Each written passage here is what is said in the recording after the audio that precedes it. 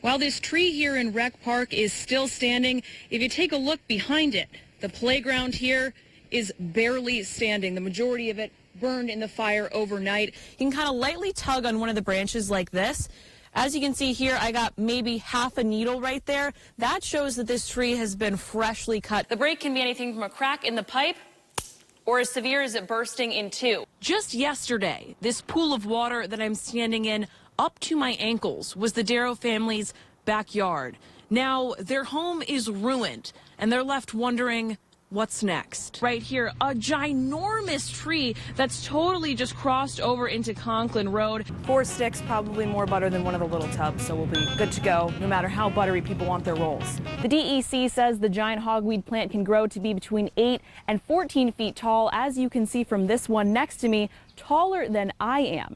Here on Reno Boulevard, neighbors told me that the people inside the home where police say the deadly shooting happened were friendly, quiet, and kept to themselves. So while you're taking your photo here on your phone, this new information begs the question, where else is your picture and information going? While Mayor David's announcement ensures a better future for Binghamton Fire down the line, Binghamton Fire Chief Daniel Eggleston tells me he's concerned for his safety and the safety of his team today. Binghamton Fire Chief Daniel Eggleston is sounding the alarm over the condition of the Binghamton Fire Department headquarters. It's a concrete floor, and you know, we would never want a rig to fall through the floor, obviously. But it's a potentially dangerous situation. Mayor Rich David saying in his State of the City address that where the headquarters sit is in a part of City Hall not built to handle the heavy firefighting apparatus we use today. Eggleston points out there are cracks in the floor that hold equipment weighing more than 50 tons. You know, we had an engineer come and they took core samples of the floor, and we found out how bad shape the floor was in. And the problem isn't surface level. See, that's the rebar, and it's exposed, and you can see what's getting all rusty. Down below the floor, you can see the ceiling falling apart. And so that's from salt and water upstairs coming through the ground? Yes, coming through the cracks. Also down below, police women's locker room. Offices with people working inside. Is there concern at all about just the safety of obviously you guys in here and then the people underneath with the condition that the building's in? Yes, there's no question about it. Eggleston says the issue isn't new. It's been an ongoing problem for a number of years. Pushing for change. For a number of years. And now, time is running out. Is there a timeline on when you guys would be getting out of here, or is that just not figured out yet? They're still working on that. Due to the condition of the floor here, it's as soon as possible. Now, Eggleston tells me the plan is for the headquarters to move entirely to a new location, but right now the process is only in the planning stage.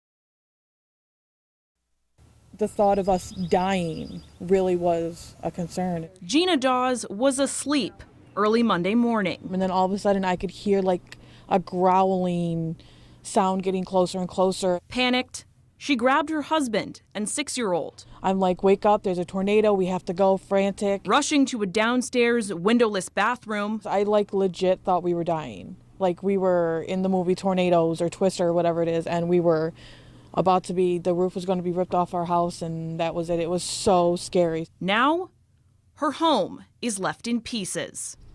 Like, look at the destruction of my house, and it's hard to sleep because I hear that sound that, like, I can't even explain. Walking us through her yard, she says it's overwhelming.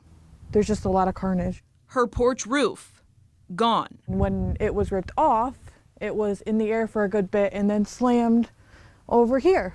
And that's now where the roof of our porch is. We missed the 2 trees and the power lines and just dropped, like the Wizard of Oz right there. And her son's trampoline? And it used to sit right in this area.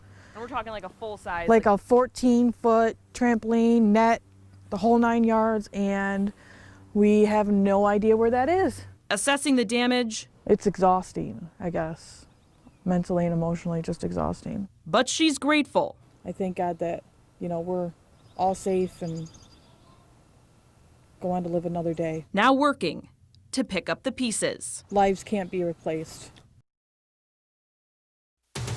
From WBNG, your weather authority, this is 12 News at 11. Good evening and thank you so much for joining us. I'm Julia Gorman. We begin tonight in Florida, a state reeling from infections and deaths, bracing now for Isaias. Downgraded late today and expected to re-strengthen to a hurricane overnight, Manuel Bojorquez is in Riviera Beach.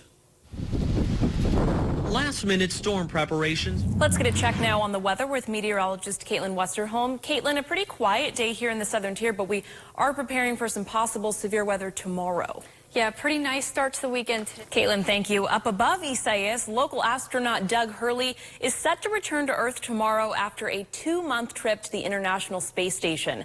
Now, weather will play a factor in the return trip, as it did in their departure on the SpaceX rocket.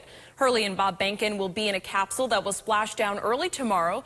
They'll be aiming for the Gulf of Mexico as flight controllers monitor Isaias. But we have confidence that the teams on the ground are of course, watching that much more closely than we are, and we won't leave the space station without some good landing opportunities in front of us, good splashdown weather in front of us. Hurley said from the International Space Station yesterday that if he and Behnken get sick while bobbing in the waves awaiting recovery, it won't be the first time for a crew. This will be SpaceX's first splashdown with astronauts. Now for a look at the number of coronavirus cases here in our community. Right now in Broome County, the number of active cases stands at 135.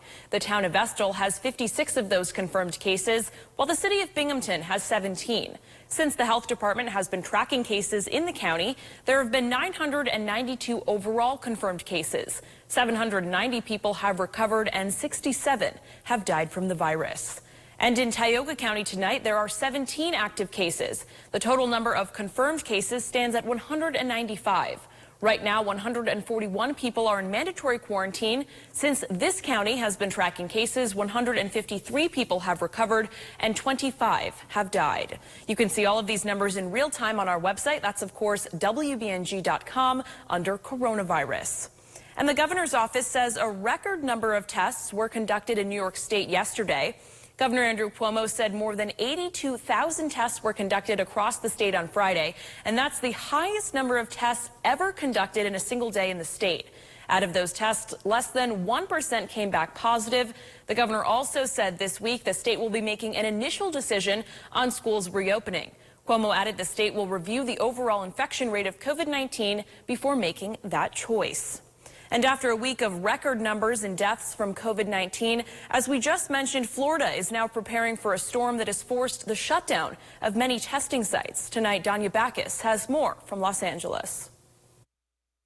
While Florida deals with one of the nation's worst COVID-19 outbreaks. Power companies in Florida say their workers must follow COVID-19 social distancing rules, sanitize equipment, and work in smaller teams, all of which take more time in case of storm-related outages. And as you just heard, Target's new mask mandate takes effect starting today.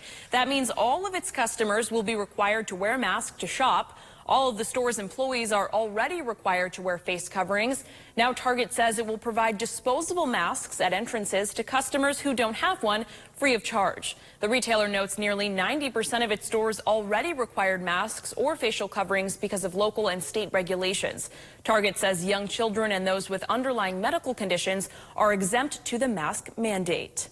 Protests continued across the country today. Take a look here. In Portland, protests pushed on in the name of Black Lives Matter all over the city, even as the withdrawal of federal police officers created a shift in tone to more peaceful activities. Last night, demonstrations continued largely without the presence of police or federal officers. Several hundred people still filled the streets, playing drums, stringing balloons, taking turns speaking, and sharing experiences of racism and talking about how people can help be a part of the solution to assist Black lives. The deadline to apply for New York's COVID rent relief program has been extended for one more week. Through August 6th, you can apply for the program, but there are some qualifications you need to meet before you apply. Applicants must be a renter with their primary residence here in New York State. Before March 1st, your household must pay more than 30% of your gross income to rent, and applicants must have less monthly income in any month between April and July of this year than they did prior to March 1st. For the link to the application, you can head over to our website. That's WBNG.com. Today was the unofficial first day of fall here in the southern tier as the cider mill in Endicott opened up this morning bright and early at 7 a.m. Staff says things at the cider mill are pretty close to normal this year with just a few COVID-19 related exceptions. Masks are required and social distancing guidelines are in place with pickup available for anyone who doesn't want to wait in line. The cider mill will also not be offering those famous behind-the-scenes tours this year. Staff says with the coronavirus front and center, however, they hope cider mill donuts and candy apples are a comfort to those who walk through their doors. Right now, we need something normal. So this is the new normal, but this adds a little something normal to the new normal. Everybody's, used to the cider mill opening, and, we definitely wanted to open on time. We are, and we're going to do everything we can to stay open until December 1st. Staff says in addition to pickup, starting August 10th, you'll be able to get your tasty donuts and other goodies delivered straight to your door through Bing Bite. And this weekend would have marked the long-awaited return of Speedy Fest, the festival that's run for 37 straight years before the pandemic forced organizers to change this year's plans back in June. Organizers say there's still a chance Speedy Fest could still happen later this year, targeting an October start date.